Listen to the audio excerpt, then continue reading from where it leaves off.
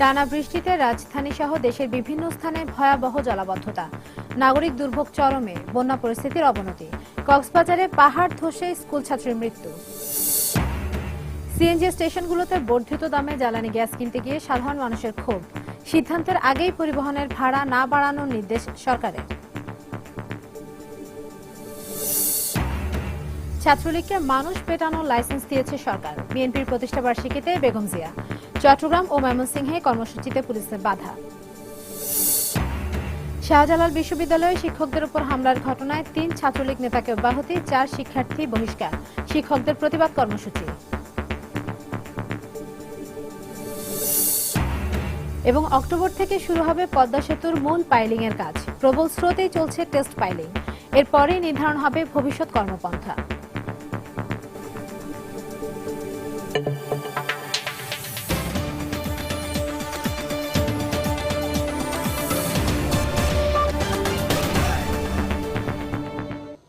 প্রবাসী সময় সঙ্গে আছি আমি ইশরাত জাহান। বৃষ্টি আর যানজটে মঙ্গলবার সারা দিনই কার্যত অচল ছিল ঢাকা। প্রধান সড়কগুলোর পাশাপাশি অলিগলিতেও দিনভর ছিল থই থই পানি, আর এই কারণে কাজে বের হওয়া মানুষের নাভিশ্বাস ওঠে চরমে। আবহাওয়া অফিস জানিয়েছে বৃষ্টির এই প্রকোপ থাকবে পুরো সপ্তাহ জুড়ে। স্রোত ভেঙে এগিয়ে যাচ্ছে যানবাহন, নদীর বুকে নয়, রাজধানীর রাজপথের এমন দৃশ্য। মধ্যরাত থেকে শুরু হওয়া গুড়ি গুড়ি বৃষ্টি দুপুরের দিকে রূপ নেয় ভারী বর্ষণে। দফায় দফায় বর্ষণ ভাসিয়ে নিয়ে যায় ঢাকার রাস্তাঘাট। মানিক মিয়া এভিনিউ, ফার্মগেট, কারওয়ান বাজার, শান্তিনগরের মতো প্রধান সড়কগুলোর পাশাপাশি পানি ঢুকে পড়ে অলিগলিতেও, আর এতে স্থবির হয়ে পড়ে রাজধানী। সামান্য বৃষ্টি হলে পুরো এলাকাকে মথুর এলাকা আমার পানিতে ভরা যায়। ইন্ডিপেন্ডেন্ট হতে বাজার একদম আমার সমকাল প্রত্যেক অবস্থা, এক গিরা পানি হয়। বাচ্চা স্কুলে যাইতে পারে না, তারপরে ব্যবসা বাণিজ্যের সমস্যা, গাড়ি গুড়ি অনেক মেয়ে ছেলেরা এখানে উল্টা পড়ে। রাস্তায় কি অবস্থা, জ্যাম। হ্যাঁ, টাইম নিয়ে আমার ক্লাস ছিল 11টা, মানে 12টা 10, এখন 2:45 বাজে আমি আসলাম। সকালে আসছি, অফিস আসতে দেখা গেল জামা কাপড় সম্পূর্ণ ভিজে গেছে, কিছু করার নাই। ভারী বৃষ্টিপাতে সবচেয়ে খারাপ অবস্থা পুরান ঢাকার সরু গলিগুলোর। ভুক্তভোগীরা জানালেন অল্প বৃষ্টিতেই নিয়মিত ডুবে যায় এখানকার রাস্তাঘাট। ড্রেনেজ ব্যবস্থা সংস্কার না হয় প্রতি বছর বর্ষাকালে সীমাহীন দুর্ভোগে পড়ছেন এখানকার মানুষজন, আর একে নিয়তি বলেই মেনে নিয়েছেন তারা। আমাকে মহল্লা ডুবা জায়গা আমরা ইলেকশনের মধ্যে ভোট দিয়েছিলাম কি আমাকে রাস্তা ঠিক করবো, রাস্তা মানে কিছু ঠিক করে নাই, খালি ইলেকশনের সময় দৌড়াইবো, এমনি দৌড়াইবো না, আমরা গিয়ে গোল্লা ফাটায় হালাই। ছোট থেকেই দেখতেছি এই সমস্যার সমাধান কোনো সরকারই করতে পারেনি। আষাঢ় শ্রাবণ পার করে ভাদ্র মাসের শেষেও বিরাম নেই বৃষ্টির। সহসা বৃষ্টি থামবে এমন সুখবরও দিতে পারছে না আবহাওয়া অফিস। বৃষ্টিপাতটা একেবারেই চলে যাবে না, বৃষ্টিপাত প্রায় 8 তারিখ পর্যন্ত, এই মাসের 8 তারিখ পর্যন্ত বৃষ্টিপাত থাকবে। মাঝে মাঝে অনেক জায়গায় ভারী বর্ষণ হবে। এসব কারণে মানে উজানের পানিও বেরিয়ে আসতে পারে। ইন্ডিয়ানেতে নেপালে বৃষ্টি হচ্ছে, ইন্ডিয়ান ইস্টার্ন পাড়েও বৃষ্টি হচ্ছে, সব বৃষ্টি গড়িয়ে পানি আমাদের দেশে আসে। সে কারণে নদীগুলি সব এমনিতেই প্লাবিত, তারপরও বেশি বৃষ্টি হলে আরো প্লাবিত হয়। সপ্তাহ জুড়ে বৃষ্টি অব্যাহত থাকলে জলাবদ্ধতার দুর্ভোগ কোন পর্যায়ে পৌঁছবে সেই আশঙ্কায় এখন ঢাকাবাসী। শাহ আলী জয়, সময় সংবাদ, ঢাকা। জলাবদ্ধতার আরো খবর। ভারী বর্ষণে সিলেটের অধিকাংশ এলাকাতে সৃষ্টি হয়েছে ব্যাপক জলাবদ্ধতা, এতে চরম দুর্ভোগে পড়েছেন নগরবাসী। বৃষ্টির পানিতে নগরীর শাহজালাল উপশহর, শিবগঞ্জ, রায়নগর, কলাপাড়া, মাছিমপুর ও কালীঘাট সহ বেশ কয়েকটি এলাকায় জলাবদ্ধতা সৃষ্টি হয়েছে। দোকানপাট, বিভিন্ন শিক্ষা ও ধর্মীয় প্রতিষ্ঠানে পানি প্রবেশ করেছে। শহরের নিম্নাঞ্চল কোমর পানিতে তলিয়ে গেছে। মঙ্গলবার ভোর 6টা থেকে দুপুর 12টা পর্যন্ত 97 মিলিমিটার বৃষ্টিপাত রেকর্ড করেছে আবহাওয়া অফিস। এদিকে উজান থেকে নেমে আসা পাহাড়ি ঢলে সুরমা ও কুশিয়ারা নদীর সবকটি পয়েন্টে বিপদসীমার উপর দিয়ে পানি প্রবাহিত হচ্ছে।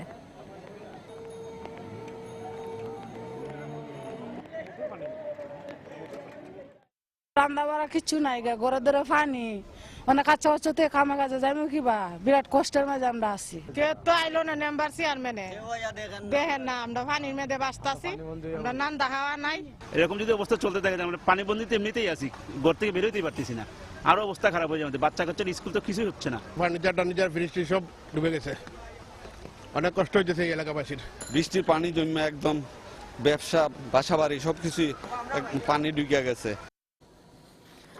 কক্সবাজারে ভারী বৃষ্টিতে পাহাড় ধসে ফারজানা ইয়াসমিন নামে 7ম শ্রেণীর এক স্কুল ছাত্রীর মৃত্যু হয়েছে। ফায়ার সার্ভিস জানায় মঙ্গলবার বেলা 11:30টার দিকে সদর উপজেলার দক্ষিণ মুহুরীপাড়া এলাকায় একটি পাহাড়ের কিছু অংশ ধসে পড়ে। এ সময় পাহাড়ের পাশের একটি বসতঘরের বাসিন্দারা বেরিয়ে আসতে পারলেও ফারজানা ইয়াসমিন নামে এক কিশোরী আটকা পড়ে। পরে খবর পেয়ে দ্রুত ঘটনাস্থলে গিয়ে ফারজানার লাশ উদ্ধার করে ফায়ার সার্ভিস।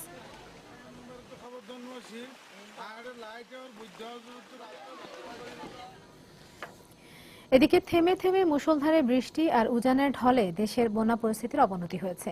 বিভিন্ন স্থানে নতুন করে দেখা দিয়েছে ভাঙন। পানি বন্দী হয়ে পড়েছে বিভিন্ন স্থানের অন্তত 7 লাখ মানুষ। এছাড়া ভারতের ত্রিপুরা রাজ্যের পাহাড় থেকে নেমে আসা ঢলে তৃতীয়বারের মতো প্লাবিত হয়েছে ফেনীর ফুলগাজী ও পরশুরামের গ্রামের পর গ্রাম। এতে চরম দুর্ভোগে পড়েছেন সেখানকার 1.5 লক্ষ মানুষ। ব্যুরো প্রতিবেদক ও জেলা প্রতিনিধিদের পাঠানো তথ্য ছবি নিয়ে দেখুন ডেস্ক রিপোর্ট। মঙ্গলবার মুহুরী কুহুয়া বন্যা নিয়ন্ত্রণ বাঁধের 3টি স্থানে ভাঙন দেখা দেয়। এতে প্লাবিত হয়েছে নতুন নতুন এলাকা। হঠাৎ করে বসতঘরে পানি ঢুকে পড়ায় বিপাকে পড়েছেন প্লাবিত এলাকার মানুষ। তৃতীয় দফা প্লাবিত হলো পরশুরাম ও ফুলগাজীর 3টি ইউনিয়নের 20টি গ্রাম। পানির চাপে গ্রামীণ সড়কগুলো ভেঙে বন্ধ হয়ে আছে আঞ্চলিক যোগাযোগ ব্যবস্থাও। বাচ্চা কাচ্চারা স্কুলে যাইতে পারতেছে না, বুঝিরা সবার রান্না বান্না করতেছে না, চুলের ভিতরে অনেক পানি, সবাই খাওয়া দাওয়া অনেক কষ্ট করতেছে। ধান ফসল শেষ, এবছর আমাদের শেষ। বারবার ভাঙনাটা ভাঙি আমাদের বহুত ক্ষয়ক্ষতি আছে। কুড়িগ্রামে হঠাৎ করেই বেড়ে গেছে অন্তত 16টি নদীর পানি। গত দুদিনে প্লাবিত হয়েছে 63টি ইউনিয়নের 503টি গ্রাম। পানিবন্দী হয়ে পড়েছে লাখ লাখ মানুষ। এখন পর্যন্ত 35,000 হেক্টর আমনের ক্ষেত ক্ষতিগ্রস্ত হয়েছে। এবার বন্যা আসিয়ে ফির আবার বাড়ি ঘর দিয়ে তলে গেল। এখন ছাগল গরু ভেড়া নিয়ে এখন কটাই রাস্তার মধ্যে আসি দাঁড়াই আছি। পানি শুকার পর আবার পানি আসিল, এখন ঘরে 1 কোমর পানি। আমার খুব কষ্ট পড়ছি, বাচ্চা কষ্ট ধরে খুব কষ্ট পড়ছি। পানি আমার ভিতরে প্রথমে 1 গালা পানি। সিরাজগঞ্জের কাজীপুর উপজেলার 9টি ইউনিয়নের নিম্নাঞ্চল ও চরাঞ্চল প্লাবিত হয়েছে। ক্ষেতের ফসল নষ্ট হওয়ায় এবং কাজ না থাকায় বিপাকে পড়েছেন কৃষক ও খেটে খাওয়া দিনমজুর। শরীয়তপুরে জাজিরা, নড়িয়া ও ভেদরগঞ্জে প্রায় 4 কিলোমিটার এলাকায় শুরু হয়েছে ভয়াবহ ভাঙন। ভিটেমাটি হারিয়ে দিশেহারা হয়ে পড়েছে সেখানকার মানুষ। তিস্তা নদীর পানি বৃদ্ধি অব্যাহত থাকায় নীলফামারী, ডিমলা ও জলঢাকা উপজেলা 10টি ইউনিয়নের 7,000 পরিবার পানিবন্দী হয়ে পড়েছেন। ফেরদৌস নির্ঝর, সময় সংবাদ। সরকার ছাত্রলীগকে মানুষ পেটানোর লাইসেন্স দিয়েছে বলে মন্তব্য করেছেন বিএনপি চেয়ারপারসন বেগম খালেদা জিয়া। মঙ্গলবার বিকেলে বিএনপির 37তম প্রতিষ্ঠাবার্ষিকী উপলক্ষে রাজধানীর ডিপ্লোমা ইঞ্জিনিয়ার্স ইনস্টিটিউশনে আলোচনা সভায় এই মন্তব্য করেন তিনি। এর আগে মঙ্গলবার সকালে দলের প্রতিষ্ঠাতা সাবেক রাষ্ট্রপতি জিয়াউর রহমানের সমাধিতে ফুল দিয়ে শ্রদ্ধা জানান বিএনপি চেয়ারপারসন। সালাউদ্দিন সুমনের রিপোর্ট। দলের প্রতিষ্ঠাবার্ষিকীতে শ্রদ্ধা জানাতে মঙ্গলবার সকালে রাজধানীর বিভিন্ন এলাকা থেকে খণ্ড খণ্ড মিছিল নিয়ে সাবেক রাষ্ট্রপতি জিয়াউর রহমানের সমাধি প্রাঙ্গণে আসেন বিএনপি ও এর অঙ্গ ও সহযোগী সংগঠনের নেতাকর্মীরা। গুড়ি গুড়ি বৃষ্টির মাঝে সকাল 11:15টার দিকে সমাধি পাশে দাঁড়িয়ে শ্রদ্ধা জানান দলের চেয়ারপারসন বেগম খালেদা জিয়া। এরপর সন্ধ্যায় রাজধানীর ডিপ্লোমা ইঞ্জিনিয়ার্স মিলনায়তনে দিবসটি উপলক্ষে আলোচনা সভায় যোগ দেন বেগম জিয়া। এতে সভাপতির বক্তব্যে আইন শৃঙ্খলা পরিস্থিতি নিয়ে উদ্বেগ প্রকাশ করেন তিনি। আজকে গণতন্ত্রহীন এবং পুলিশি রাষ্ট্রে পরিণত হয়েছে বাংলাদেশ। র্যাব যা কিছু করেছে বা অন্যান্য এজেন্সি যা কিছু করেছে হাসিনার নির্দেশেই করেছে, হাসিনার কথা মতো করেছে। তার আগে জবাবদিহি করতে হবে হাসিনাকে। সাম্প্রতিক সময়ে ছাত্রলীগের বিভিন্ন কর্মকাণ্ডের কঠোর সমালোচনা করেন বেগম জিয়া। আওয়ামী লীগের সোনার ছেলেরা ছাত্রলীগ, যুবলীগ আজকে শিক্ষককে পেটাচ্ছে, কালকে মহিলাকে পেটাচ্ছে, সবাইকে মারছে, সবকিছু করছে, কিন্তু এখন পর্যন্ত কি তাদেরকে ধরা হয়েছে? ছাত্রলীগকে কি ওরা লাইসেন্স দিয়ে দিয়েছে মানুষ পেটানোর জন্য, মানুষ মারার জন্য? শুধু ছাত্রলীগ, যুবলীগের কারণে নয়, বিভিন্ন পরগাছা ভর করায় আওয়ামী লীগ ক্ষতিগ্রস্ত হচ্ছে বলেও মন্তব্য করেন বিএনপি চেয়ারপারসন। পরগাছাগুলোর জন্যই আজকে আওয়ামী লীগ তাদের রাজনীতি থেকে সরে গেছে। তারা তাদের কমিটমেন্ট রাখতে পারছে না এই পরগাছাগুলোর জন্য। কারণ এরা তো জীবনে কোনোদিন এমপি হবে সেটা ভাবতেই পারেনি, একটা ইউনিয়ন কাউন্সিলের চেয়ারম্যানও হতে পারে না। বড় গাছাগুলি থাকলে আওয়ামী লীগ যে একটা বড় গাছ আছে এটা শুকাতে শুকাতে আস্তে আস্তে আস্তে পড়ে যাবে। প্রতিহিংসার রাজনীতি নয়, দেশের স্বার্থে জাতীয় ঐক্যের আহ্বান জানান বেগম খালেদা জিয়া। গণতন্ত্র, জনগণের উন্নয়ন, কল্যাণের রাজনীতি আমরা করব। সালাউদ্দিন সুমন, সময় সংবাদ, ঢাকা। এদিকে চট্টগ্রাম ও ময়মনসিংহে পুলিশের বাধায় পণ্ড হয়ে গেছে বিএনপির প্রতিষ্ঠা বার্ষিকীর কর্মসূচি। মঙ্গলবার সকাল 10টা থেকে চট্টগ্রামের 16 শহর বিপ্লব উদ্যানে প্রতিষ্ঠা বার্ষিকী উপলক্ষে আয়োজিত সমাবেশে জড়ো হতে থাকেন নেতাকর্মীরা। এ সময় নগর বিএনপি নেতা ফজলুল হক সহ নেতাকর্মীরা সমাবেশ করতে গেলে বাধা দেয় পুলিশ। ঘটনার এক পর্যায়ে ব্যানার ও ফুলের মালা ছিনিয়ে নিয়ে পণ্ড করে দেওয়া হয় দলটির কর্মসূচি।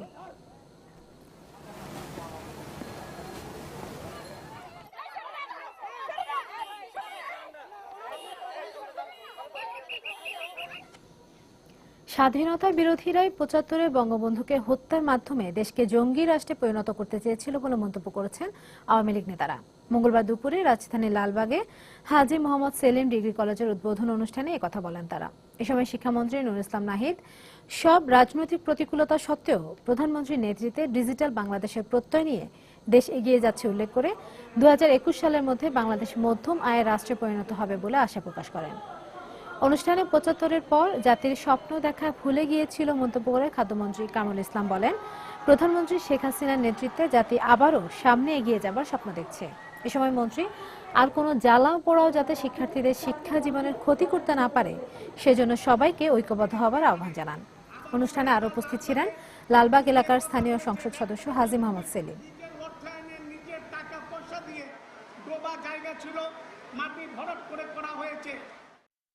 পঁচাত্তরের পর কিন্তু আমরা স্বপ্নটাকে ভুলে গিয়েছিলাম। আজকে আমরা আবার নতুন করে স্বপ্ন দেখছি। আর যেন কোনো নির্যাতন নেমে না আসতে পারে, আর যেন আমাদের সন্তানদের পড়ালেখা নষ্ট না হয়, আর যাতে কোনো বিপদ না আসে। 5 শতাধিক স্কুল জ্বালিয়ে দেওয়া হয়েছে, ছেলেমেয়েদের পড়ালেখায় বাধার সৃষ্টি করেছে, তারা পড়ালেখা করতে পারবে না। পেট্রোল বোমার আঘাতের বন্ধ হয়েছে বলেছে, আর যেন সেই অবস্থার সৃষ্টি কেউ না করতে পারে। আমরা সবাই ঐক্যবদ্ধ হই। প্রতিশোধ নেওয়ার জন্য বঙ্গবন্ধু শেখ মুজিবুর রহমান এবং তার পরিবারকে তারা হত্যা করেছিল, আর এই হত্যার ফলে তারা আমাদের দেশকে উল্টা দিকে ঘুরিয়ে দিয়েছিল।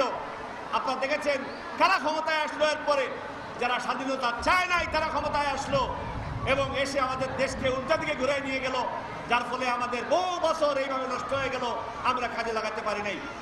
কিন্তু ইতিহাস বড়ই নির্মম, ইতিহাসকে কেউ ইচ্ছা করলে চাপা দিয়ে রাখতে পারে না। প্রবাসী সময় আরো থাকছে। নাটোরে নিখোঁজের 6 দিন পর সেপটিক ট্যাঙ্কে মিলল মাদ্রাসা ছাত্রের লাশ। টিভি সিরিয়াল দেখে টাকা আদায়ে সহপাঠীরাই করেছে এই কাজ, জানালো র্যাব। সিলেটের শাহজালাল বিজ্ঞান ও প্রযুক্তি বিশ্ববিদ্যালয়ের শিক্ষকদের উপর ছাত্রলীগের হামলার প্রতিবাদে মৌন মিছিল করেছেন আন্দোলনরত শিক্ষকরা। একই সাথে একটি বিক্ষোভ সমাবেশও করেন তারা। মঙ্গলবার সকালে ক্যাম্পাসের শিক্ষক ক্যান্টিনের সামনে জড়ো হন শিক্ষকরা। পরে বেলা 11:30টার দিকে মৌন মিছিল নিয়ে তারা ক্যাম্পাস প্রদক্ষিণ করেন। পরে উপাচার্য ভবনের সামনে মিছিলটি শেষ হয়, সেখানে একটি বিক্ষোভ সমাবেশ হয়। উপাচার্যের পদত্যাগের দাবিতে আন্দোলনরত শিক্ষকদের লাঞ্ছিত করার প্রতিবাদে এই কর্মসূচি পালন করেন তারা।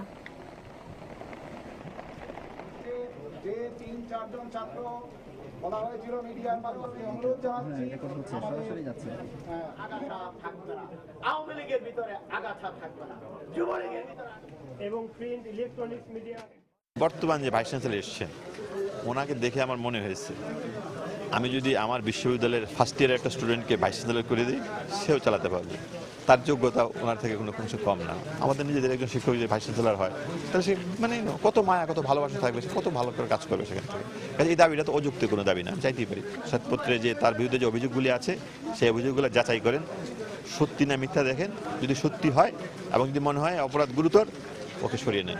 আর যদি মনে হয় যে না এই ধরনের অন্যায় বাংলাদেশের জন্য এটা অন্যায় না, ঠিক আছে, বলে দেন আমাদেরকে যে না এই ধরনের অন্যায় একদিন করতেই পারে ভাইস চ্যান্সেলর, আমাদের কোনো সমস্যা নেই, আমাদের বলে দেন, সব শিক্ষক ঘরে ফিরে যাবে। এদিকে শিক্ষকদের উপর হামলার অভিযোগে 4 ছাত্রকে সাময়িক বহিষ্কার করেছে বিশ্ববিদ্যালয় প্রশাসন। এর আগে ছাত্রলীগের 3 নেতাকে সংগঠন থেকে অব্যাহতি দেওয়া হয়। মঙ্গলবার বিকেলে প্রক্টোরিয়াল বডির আবেদনের প্রেক্ষিতে তাদের বহিষ্কার করা হয়।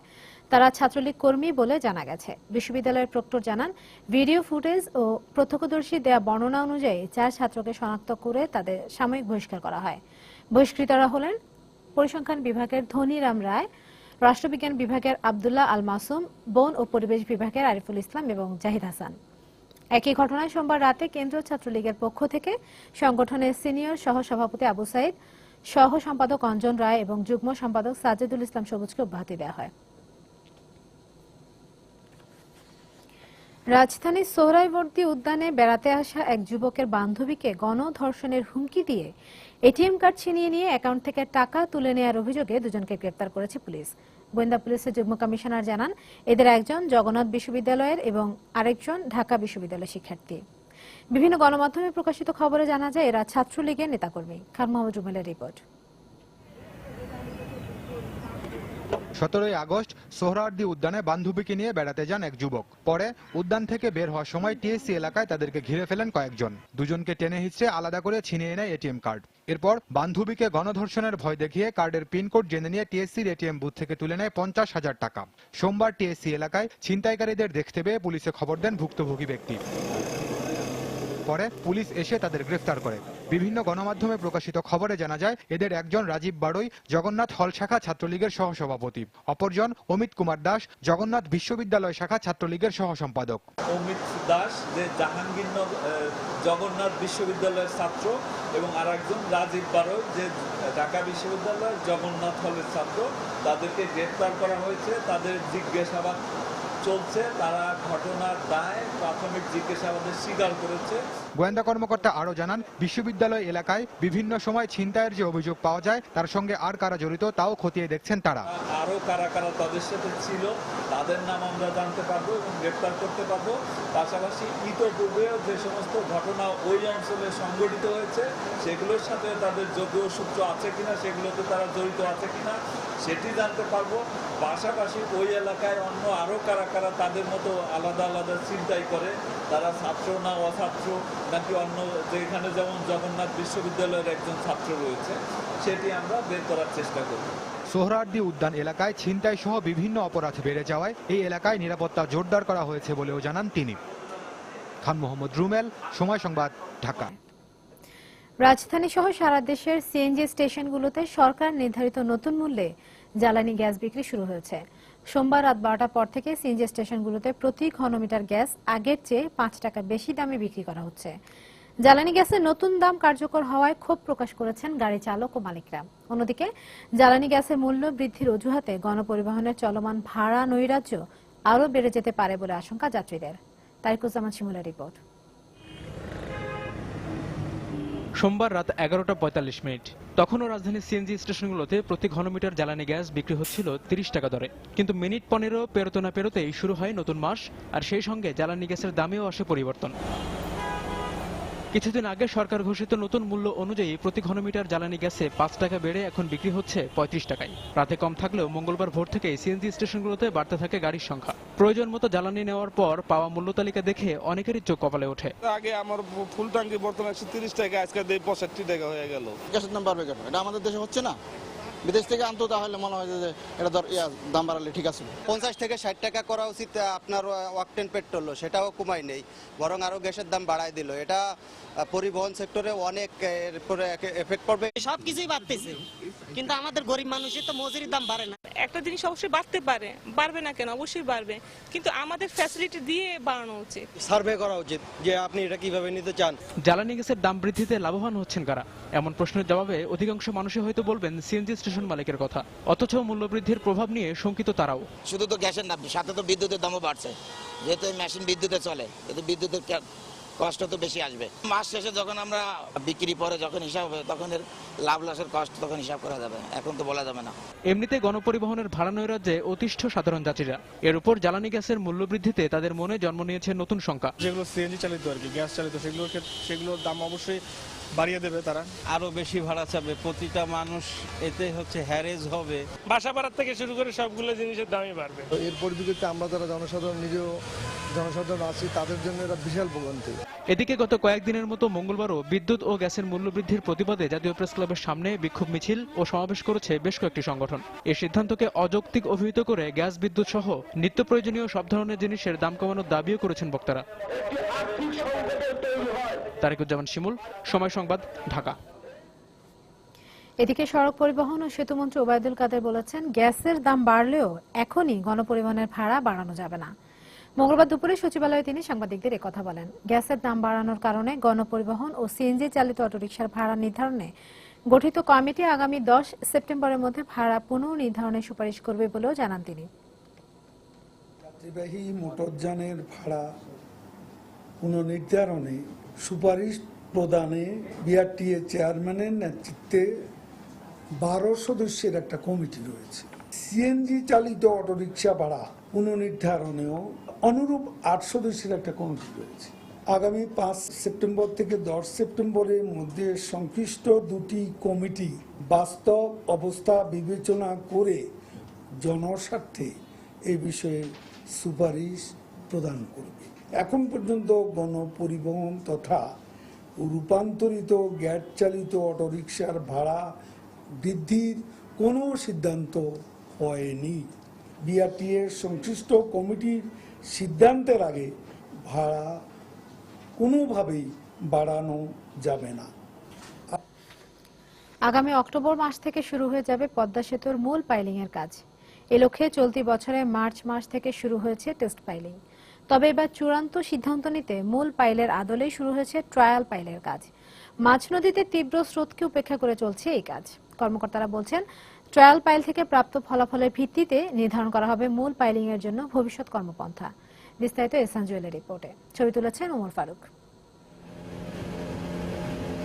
পদ্মার মাওয়া প্রান্ত থেকে 900 মিটার দূরত্ব, প্রবল স্রোতকে উপেক্ষা করে চলছে পদ্মা সেতুর ট্রায়াল পাইলের কাজ।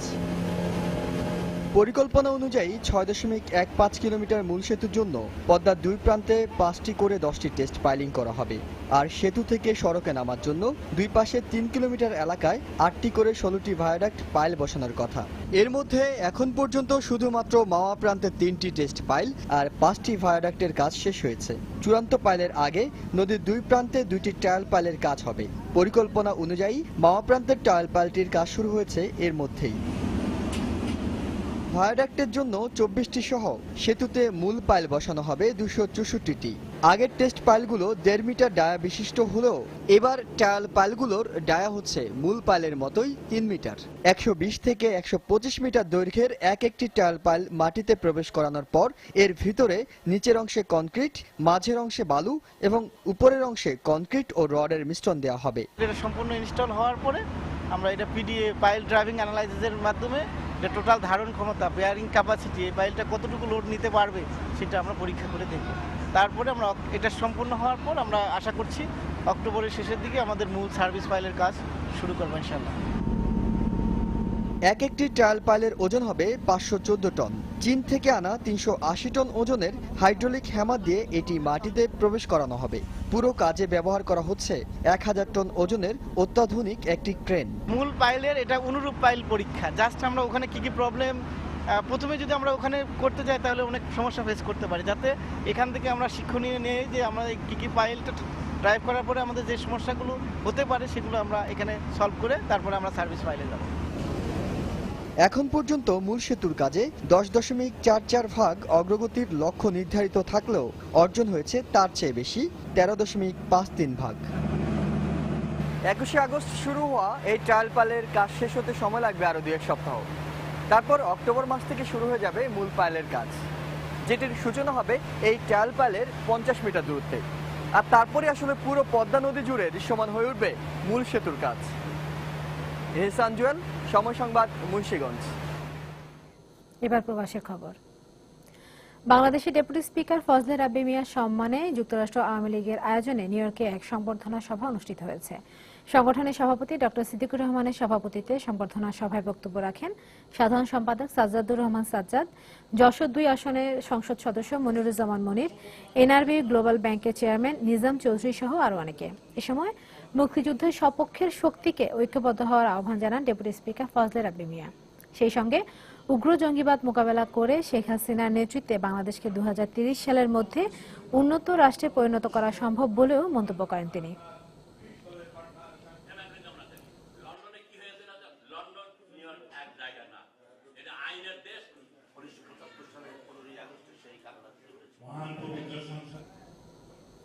প্রায় 1 যুগ পর ঐক্যবদ্ধভাবে federation of Bangladesh association in north America FOBANA এর সম্মেলন অনুষ্ঠিত হচ্ছে নিউ ইয়র্কে। সোমবার নিউ ইয়র্কের জ্যাকসন হাইটসে এক সংবাদ সম্মেলনে একথা জানান ফোবানা আয়োজক কমিটি।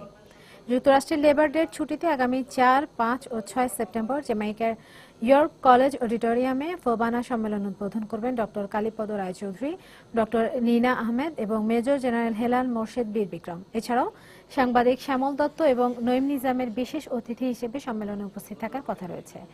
সংবাদ সম্মেলনে সাংবাদিকদের বিভিন্ন প্রশ্নের উত্তর দেন সম্মেলনের আয়োজক কমিটির আহ্বায়ক বেদারুল ইসলাম বাবলা এবং সদস্য সচিব জাকারিয়া চৌধুরী। সন্তানদের মাঝে যারা ভালো রেজাল্ট করছেন সংবাদ সম্মেলন। 21 আগস্ট গ্রেনেড হামলা মামলা দ্রুত নিষ্পত্তির দাবি জানিয়েছেন সংযুক্ত আরব আমিরাতের দুবাইয়ের আওয়ামী লীগ নেতৃবৃন্দ। জাতির জনক বঙ্গবন্ধু শেখ মুজিবুর রহমানের 40তম শাহাদাত বার্ষিকী ও 21 আগস্ট গ্রেনেড হামলায় শহীদদের স্মরণে আবিরের স্থানীয় একটি হোটেলে দোয়া মাহফিল ও আলোচনা সভায় বক্তারা এই দাবি জানান।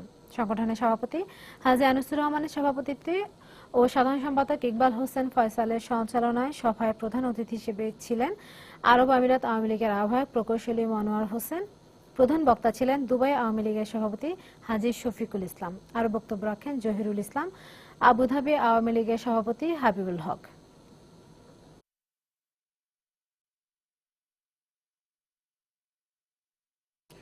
ব্লগার ওয়াশিকুর রহমান হত্যায় গ্রেপ্তার 3 আসামি সহ 5 জনের বিরুদ্ধে আদালতে অভিযোগপত্র দেওয়া হয়েছে বলে জানিয়েছেন গোয়েন্দা পুলিশের যুগ্ম কমিশনার মনিরুল ইসলাম। মঙ্গলবার তিনি আরো জানান, অভিযোগপত্রে যাদের নাম দেয়া হয়েছে তারা সবাই আনসারুল্লাহ বাংলা টিমের সদস্য। পলাতক 2 আসামিকে গ্রেপ্তারের প্রক্রিয়া চলছে বলেও জানান তিনি। 3 জন গ্রেপ্তার সহ মোট 5 জনের বিরুদ্ধে আমরা বিজ্ঞ আদালতে অভিযোগপত্র দাখিল করেছি। যে 5 জনের বিরুদ্ধে চার্জশিট দেওয়া হয়েছে এর ভিতরে হাসিব ওরফে আব্দুল্লাহ, সে আনসারুল্লাহ বাংলা টিমের একেবারে সংগঠক পর্যায়ে, আর বাকিরা মূলত আনসারুল্লাহ বাংলা টিমের সমর্থক হিসাবে তাদের আনসারুল্লাহ বাংলা টিমের পরিচালনায় তারা এই হত্যাকাণ্ডটি সংগঠিত করেছে বলে স্বীকার করেছে। চট্টগ্রামে সন্ত্রাসীদের গুলিতে মেহেদী হাসান বাদল নামে এক যুবলীগ নেতা নিহত হয়েছেন। মঙ্গলবার রাত 11:30টার দিকে নগরীর বায়েজিদ এলাকায় এই ঘটনা ঘটে। পুলিশ জানায়, পলিটেকনিক ইনস্টিটিউটের সামনে থেকে 2 অনুসারীকে নিয়ে বাসায় ফিরছিলেন মেহেদী হাসান বাদল। এ সময় পিছন থেকে তাকে লক্ষ্য করে গুলি ছোড়ে একদল দুর্বৃত্ত। মাথায় গুলিবিদ্ধ অবস্থায় চট্টগ্রাম মেডিকেল কলেজ হাসপাতালে নেওয়া হলে বাদলকে মৃত ঘোষণা করেন চিকিৎসকরা। খবর পেয়ে হাসপাতালে যান সিটি মেয়র আজম নাসিরউদ্দিন ও ছাত্রলীগের নেতাকর্মীরা। এদিকে তার স্বজন ও অনুসারীদের দাবি, অভ্যন্তরীণ কোন্দলের জের ধরে তাকে পরিকল্পিতভাবে হত্যা করেছে প্রতিপক্ষ শফি কুদ্দুসের অনুসারীরা। বিষয়টি খতিয়ে দেখছে পুলিশ।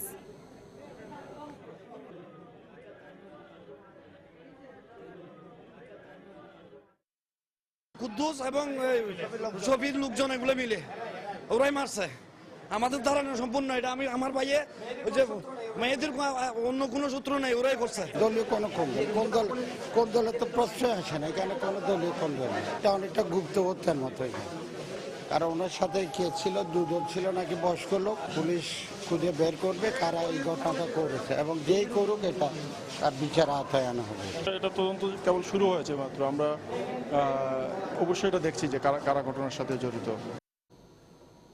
নাটোরে নিখোঁজের 6 দিন পর সেপটিক ট্যাঙ্ক থেকে তানভীর নামে এক মাদ্রাসা শিশু শিক্ষার্থীর লাশ উদ্ধার করেছে র্যাব।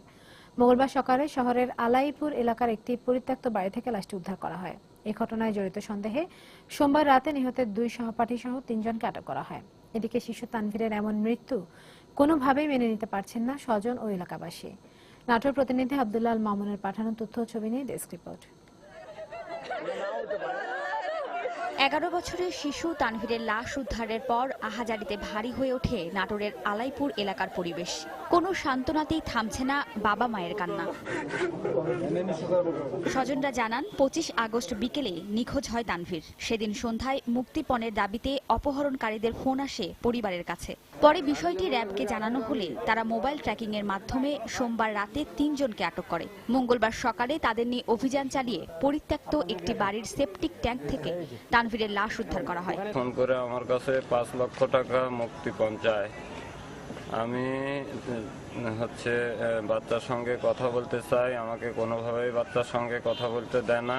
চাঁদা কিভাবে নিতে হয় এই প্র্যাকটিস করার জন্য তারা মাদ্রাসারই একটা ছেলেকে তারা হত্যা করে।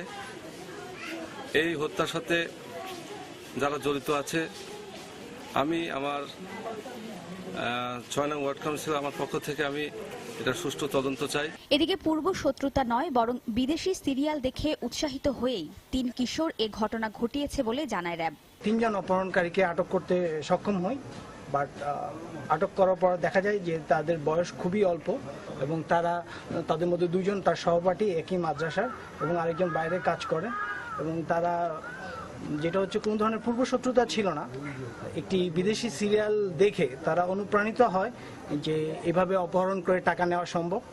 সেই হিসাবে তারা প্ল্যান করে এবং প্ল্যান করার পরে তারা লোক খুঁজতে থাকে যে কাকে অপহরণ করবে, তখন তারা তানভীরকে সিলেক্ট করে। নিহত তানভীর আশরাফুল উলুম কওমি মাদ্রাসার শিক্ষার্থী ছিল। এছাড়া আটক 3 জনের মধ্যে একই মাদ্রাসার বায়েজিদ ও হোসাইদ নামে 2 শিক্ষার্থী রয়েছে। সময় সংবাদ, নাটোর। অবশেষে সংসদ সদস্যের পদ থেকে পদত্যাগের ঘোষণা দিয়েছেন আব্দুল লতিফ সিদ্দিকী। এর আগে হজ নিয়ে মন্তব্য করায় বাংলাদেশ আওয়ামী লীগের সদস্য পদ ও মন্ত্রিত্ব হারান তিনি।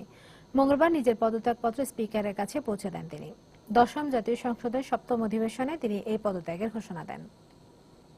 দ্বিধাহীন কণ্ঠে কারো বিরুদ্ধে কোনো ঘৃণা বিদ্বেষ উগরে না দিয়ে, কোনো অভিযোগ উত্থাপন না করে হৃষ্ট চিত্তে বাংলাদেশ জাতীয় সংসদের আসন 133 টাঙ্গাইল 4 সংসদ সদস্য পদ থেকে পদত্যাগ করছি। একই সঙ্গে মাননীয় স্পিকার, আপনার বরাবর আমার পদত্যাগপত্রটি প্রদান করছি। এবারে দেশের বাইরের খবর। নেপালে নতুন সংবিধানের বিরুদ্ধে বিক্ষোভকালে পুলিশের গুলিতে 5 বিক্ষোভকারী নিহত হয়েছেন। মঙ্গলবার দেশটির রাজধানী কাঠমান্ডু দক্ষিণাঞ্চলের পারসা জেলায় এই নিহতের ঘটনা ঘটে। পুলিশের অভিযোগ, বিক্ষোভকারীরা একটি পুলিশ ক্যাম্পে পাথর ও পেট্রোল বোমা নিক্ষেপ করে। নেপালের সংসদে আলোচনায় থাকা নতুন সংবিধানে দেশটিকে 7টি পৃথক অঙ্গরাজ্যে ভাগের প্রস্তাব দেওয়া হয়েছে। গেল মাসে সংবিধানের খসড়া সংসদ উত্থাপন করা হয়। সংখ্যালঘু মাধেসি ও থারু সম্প্রদায় এই বিভাজনের বিরুদ্ধে অবস্থান নিয়েছে। এই পরিস্থিতিতে দেশটির প্রধানমন্ত্রী সুশীল কৈরালা সংকট নিরসনে সংলাপের আহ্বান জানিয়েছেন।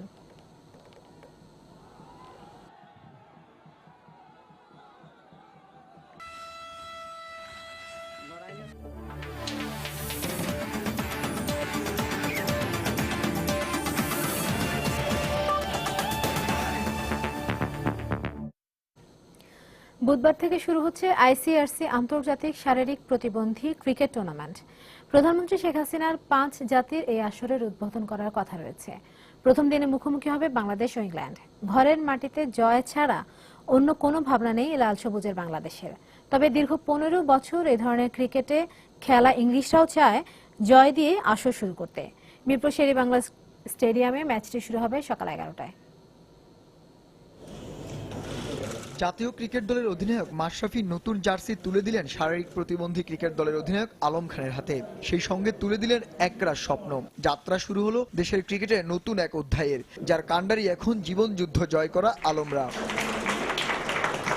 ঘরের মাটিতে প্রথম আন্তর্জাতিক টি-20 আসর, ভালো করতেই হবে। হয়তো রয়েছে অনেক বাধা, সীমাবদ্ধতা, কিন্তু ব্যাট বলের লড়াই দিয়ে সব প্রতিকূলতা জয় করার স্বপ্ন বাংলার এই আহত বাঘদের। টানা 1 মাস দলীয়ভাবে নিজেদের গড়েছেন। টাইগার সমর্থকরাও পাশে থাকবেন, তাই মাঠের ক্রিকেটে ইংলিশদের হারিয়ে জয় দিয়ে ইতিহাস রচনা করতে চায় এই টাইগাররা। আমরা হয়তো নতুন, বাট নতুন হলেও কি আমরা তো আর এখানে হাল ছাড়া দিব না। আমরা এখানে চ্যালেঞ্জ গ্রহণ করতে আসছি, আমরা চ্যালেঞ্জ গ্রহণ করবো এবং ইনশাল্লাহ আমরা চ্যালেঞ্জটাকে অ্যাকসেপ্ট করে একটা ভালো রেজাল্ট উপহার দেবো বাংলাদেশকে। অবশ্যই হোম গ্রাউন্ডে খেলা হচ্ছে যেহেতু, তো দর্শক সমর্থক আমাদের পক্ষেই থাকবে। তো আমরা চাই সবাই যাতে আমাদের জন্য দোয়া করে, আমরা যাতে জিততে পারি। তবে কাজটা অত সহজ হবে কি? কেননা বাংলাদেশের চেয়ে অনেক এগিয়ে ইংলিশরা। দীর্ঘ 15 বছর শারীরিক প্রতিবন্ধী দল হিসেবে খেলছে ইংল্যান্ড। এরই মধ্যে বেশ কয়েকটি দ্বিপাক্ষিক আসরে অংশ নিয়েছে ইনজুর্ড 3 লায়ন্সরা। তবে 5 জাতির আসরে এবারই প্রথম। তাই মিরপুর স্টেডিয়ামের পিচ, মাঠ সবকিছু বেশি রোমাঞ্চের ছোঁয়া দিচ্ছে ইংলিশদের। আমরা এই ধরনের ক্রিকেট অনেকদিন ধরে খেলছি, আমরা জয়ের জন্যই মাঠে নামবো। কিন্তু এখানকার পরিবেশ বাংলাদেশের ক্রিকেটারদের চেনা, তাই ভালো একটা ম্যাচ হতে যাচ্ছে এটা। আমাদের প্রস্তুতি বেশ ভালো হয়েছে। পাকিস্তানের বিপক্ষেও সিরিজ খেলার অভিজ্ঞতা আছে, তাই বাংলাদেশের বিপক্ষে সেরাটা খেলে জয় পেতে মুখিয়ে আছে আমাদের ক্রিকেটাররা। তবে ইংলিশদের হুঙ্কারকে ভয় পায় না বাংলার এই টাইগাররা, কারণ বিশ্বকাপে যেমন মাশরাফিরা হারিয়েছিল ইংল্যান্ডকে, ঠিক ঘরের মাটিতে সেই ইংল্যান্ডকেই এবার হারাতে তার থেকে অনুপ্রেরণা নিচ্ছে আলমরা। শান্ত বিশ্বাস, সময় সংবাদ, ঢাকা।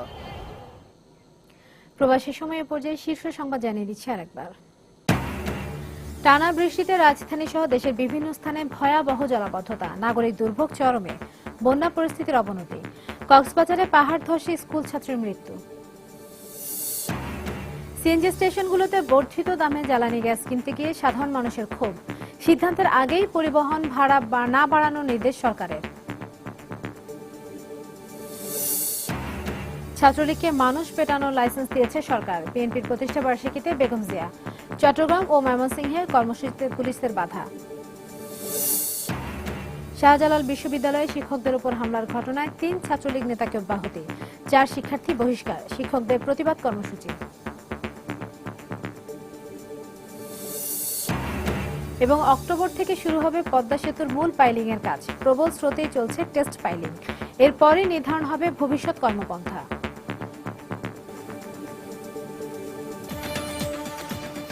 দর্শক, এই ছিল প্রবাসী সময়। যে কোনো খবর পেতে ভিজিট করুন সময়নিউজ.tv। যে কোনো রেডিও সিটিসেল নম্বর থেকে সময় সংবাদের খবর, অনুষ্ঠান সূচি জানতে এবং যে কোনো তথ্য সময় সংবাদকে জানাতে ডায়াল করুন 16242 নম্বরে। এছাড়া এইমাত্র পাওয়া খবর আপনার মোবাইলে পেতে SMS করুন *SN লিখে পাঠিয়ে দিন 16242 নম্বরে। সঙ্গে থাকুন সময়।